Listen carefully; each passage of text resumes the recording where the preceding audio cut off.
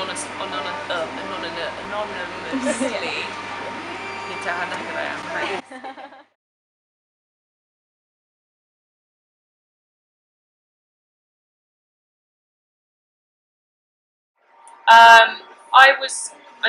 I come from quite a musical family. I was quite a tomboy. I was in like a private school for a little bit where it was kind of like just expected of you to be like in the choir because they had like an award-winning choir, and I was a bit of like I was kind of rebellious and I really wanted to be in like a rock band, and I was like begging my mum to let me play the drums. So I did drum lessons and I started a band and I ended up playing drums for the choir because I just refused to like be a girl and sing in the choir like everyone else. But then I've always like kind of just sung a little bit. So yeah, gradually I realised that it wasn't gonna be a drummer. Never experienced it myself personally. Um, it's just been such a massive part of my life, like ever since I can remember. Um, and I've always had such like an amazing support system with it. I've had it quite easy musically. Like I've gotten into the schools I wanted to get into. I've kind of like achieved the things I wanted to thus far. Long way to go, but yeah, I haven't really had massive setbacks or experienced kind of a narrow path, I guess. I think it's a massive thing. I mean, there's so many people that you can idolise, and people are making such a faff of them. Like with the Reading and Leeds lineup, they were talking about, should we see more kind of bands involving females like on the lineup? Is this discrimination? Blah blah blah. And I don't think it is. I just think it's like we've been brought up in a society where more blokes like to get involved in music or like to start bands, and more you're now seeing like Hines, you're seeing Haim, seeing Big Moon, like all girl bands kind of like coming out a little bit more. Feminism is such a massive thing now. I think kind of Vice and Noisy are making it, like publicising it quite a lot, which is cool. It's making it kind of cool, even though it already was cool. Dua Lipa, I don't know if I said that right. A band called Get Inuit, brilliant. Actually, I'm going to look at my Spotify playlist, so I'll just list off who's on. Neo, she's brilliant. Shura, she's great. My buddy Jack Garrett's obviously doing incredibly well. 1975, just brought out a new album. Sundara Karma, a band called Love Speak. Will Joseph Cook. But yeah, loads of stuff. Chloe, she's Scottish. Chloe with a K. I can keep listing.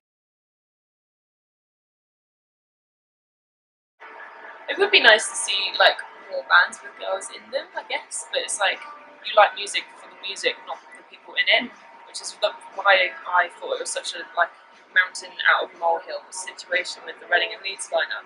I think it would be nice to hear like a more diverse range of music on like daytime radio or commercial radio, because it is like from my point of view and knowing how difficult it is to kind of like the playlisting and all of that, and like how difficult it is to get the nod from like Radio 1 for example. You know, although there's like a couple of Hugh Stevens is obviously backing loads of new music and it's really really great, but in terms of kind of actual airplay, it's very much they want to see it backed by a label. They want to see that it's making success. That it's kind of like dollar signs really. But I'd love to kind of see unsigned acts breaking through a little bit more, getting a chance to kind of get on daytime radio as opposed to kind of like the midnight or the 6 a.m. one spin. Do you know what I mean?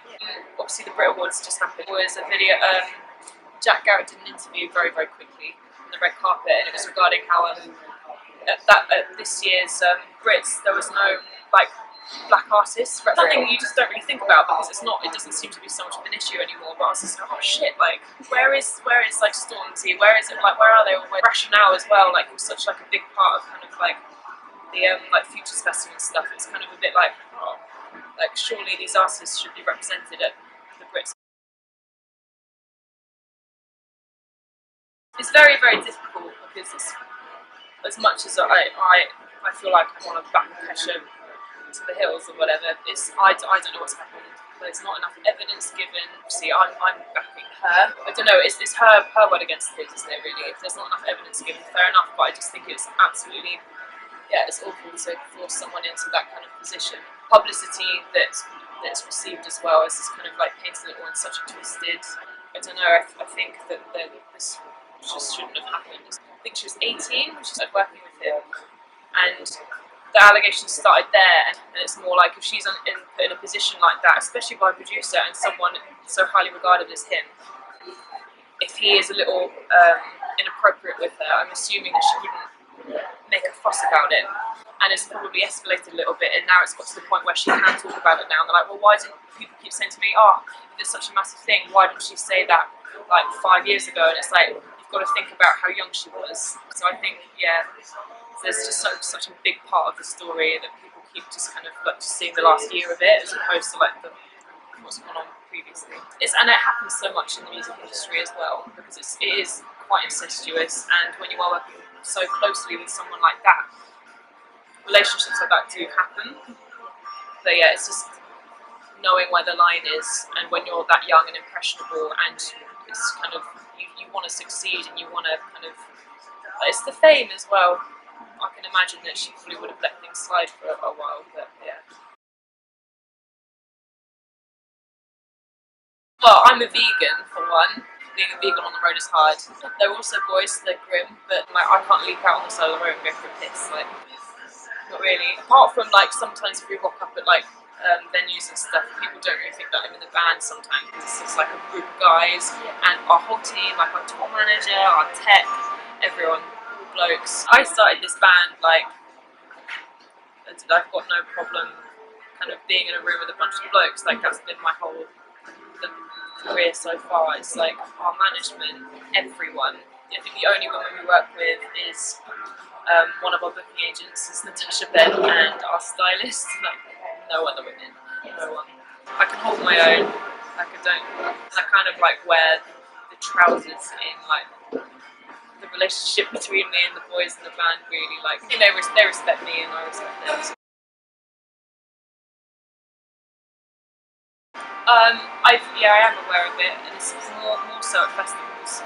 But in gig settings, I can see when we do play shows that it's something that people are very vulnerable to, especially at our shows, because the kind of like the age group that were attending the shows is kind of like 14-year-olds to 20-year-olds, which is where it's going to happen the most, and where they're pressurised, they're drinking, and loads of people are quite drunk and they're really young. You can see things happening. I've never actually personally seen it happen or heard about it happening at one of our gigs, but I'm very much aware of it and hope that we can find a way of like preventing it from happening or eradicating it.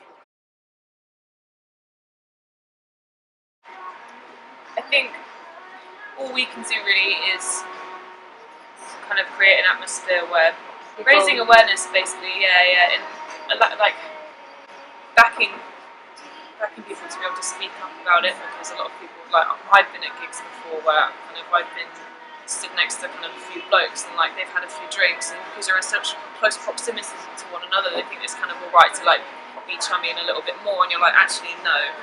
And like something like that you let slide, but when it gets a little bit more intense or out of line, then yeah, I think it's all you can do is kind of support people and help that they can speak to someone about it, as opposed to letting it slide, which is what everyone does, really, don't they? That's the thing. It's like we're expected to just put up with it, or not even that. We think it's normal to just put up with it. It's not right, and we have a voice and we should use it. It's the same again as what we just like reiterating what we just said. It all starts at the beginning, and it all starts usually as like a kind of quite a small thing, or perhaps an insignificant thing, what we think anyway, and then it kind of builds into something a little bit bigger. But it's kind of acknowledging where the line is, knowing yourself when you need to say no or when you should say something.